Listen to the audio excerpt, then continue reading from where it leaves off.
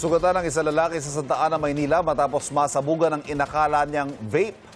Ang napulot niya ay sa bahagi pala ng improvised explosive device. Yan ang unang balita ni Jomera Presto.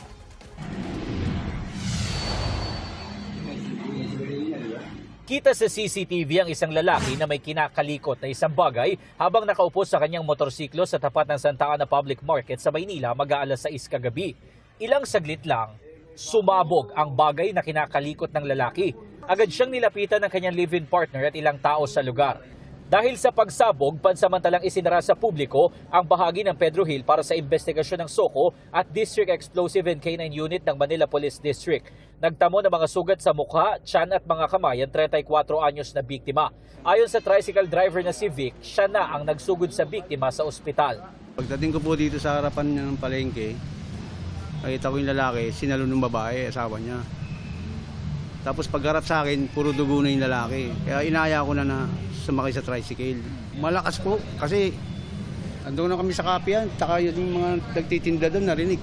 Inakala raw ng lalaki na vape ang kinakalikot niya na napulot niya sa kanilang basurahan sa bahagi ng New Panaderos.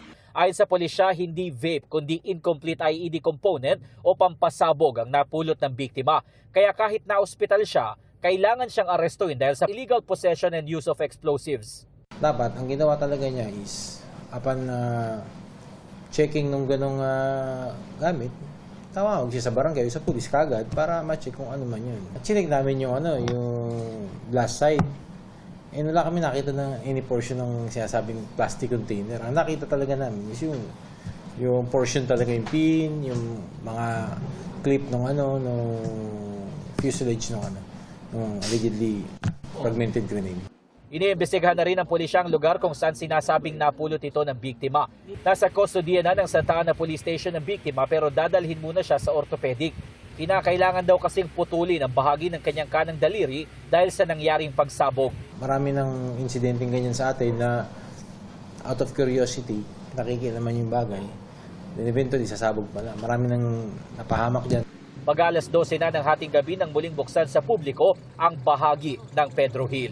Ito ang unang balita, Jomer Apresto, GMA News.